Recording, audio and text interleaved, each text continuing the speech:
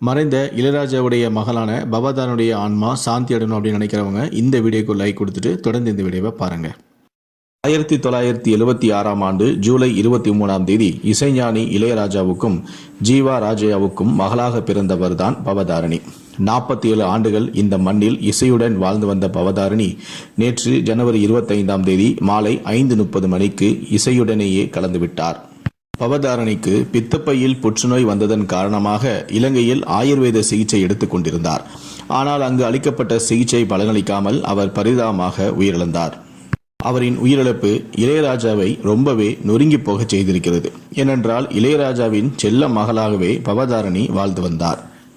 பவதாரணிக்கு cancer வந்திருக்கிறது என்பதை கடந்த சில வாரங்களுக்கு முன்புதான் அவருக்கே தெரிய வந்ததாம். ஆரம்பத்திலேயே கண்டுபிடித்திருந்தால் கண்டிப்பாக இந்த நோயிலிருந்து அவரால் வெளியே வந்திருக்க முடியும். பவதாரணிக்கு அடிக்கடி வயிற்று வலி வந்திருக்கிறது. அடிக்கடி உடம்பில் பிரச்சனைகளும் வந்திருக்கிறது. அப்படி வரும்போதெல்லாம் தற்காலிகமாக வலி நிவாரணிகளை மட்டுமே எடுத்திருக்கிறார்.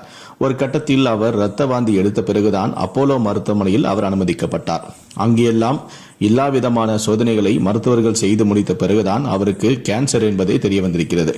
ஆனால் அதற்குள் கேன்சர் கிட்டத்தட்ட 90% வரை பரவிவிட்டது எனவும், எனவே ஒன்றுமே செய்ய முடியாது என்கிற சூழலுக்கு மருத்துவமனையும் வந்துவிட்டது. ஹீமோதெரபி கொடுத்தும் அவரை வாழ வைக்கலாம் என்று முடிவெடுத்தாலும் அதை ஏற்றுக்கொள்ளும் அளவுக்கு பவதாரணியின் உடல் பலம் இல்லை.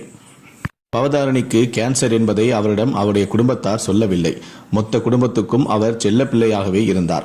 ஒட்டுமொத்த சொந்தமும் பவதாரணியை ஒவ்வொரு நாளும் மகிழ்ச்சியாகவே வைத்திருக்கிறார்கள். சில வாரங்களுக்கு முன்பு கூட ஒரு நட்சத்திர ஹோட்டலுக்கு பவதாரணியை அழைத்து வந்து அவருக்கு பிடித்த பாடல்களை குடும்பத்தில் உள்ளவர்கள் ஒவ்வொருவரும் பாடினார்கள், நகைச்சுவையும் செய்தார்கள். ஏனென்றால் அவர்களை பொறுத்தவரை பவதாரணி விரைவிலேயே இறந்து விடுவார். அவரை சந்தோஷப்படுத்த வேண்டும் என்பதுதான் நோக்கமாக இருந்திருக்கிறது. இளையராஜா தன்னுடைய மகளை பவதாரணிக்கு கொல்லூரில் உள்ள மூகாம்பிகை திருக்கோயிலில் வைத்து திருமணம் செய்து வைத்தார். இவருக்கு 2005ஆம் ஆண்டு திருமணம் நடைபெற்றது. கிட்டத்தட்ட திருமணமாகி 18 ஆண்டுகள் மேலாகியும் அவருக்கு இன்னும் குழந்தை இல்லை.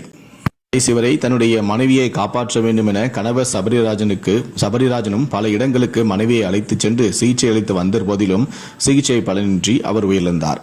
இந்த நிலையில்தான் பவதாரணியின் பீரோவில் இருந்து சில முக்கியமான பொருட்களை பார்த்து குடும்பத்தார் கதறி அழுதிருக்கிறார்கள்.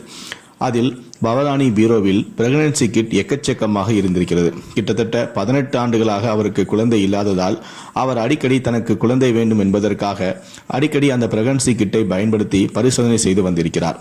இது ஒட்டுமொத்த குடும்பத்திற்கு தற்போது பேரதிர்ச்சியை கொடுத்திருக்கிறது. இத்தனை ஆண்டுகள் பவதாரணி அதை வெளியே காட்டாமல் சிரித்த முகத்துடனே இருந்து தன்னுடைய கவனத்தை பூராவும் வேலையில் செலுத்தி தான் குழந்தைக்காக இயங்குவதையே மறைத்து நாடகமாடியிருக்கிறாரே என்பதை தெரிந்து ஒட்டுமொத்த குடும்பமும் தற்போது உடைந்து போயிருக்கிறது.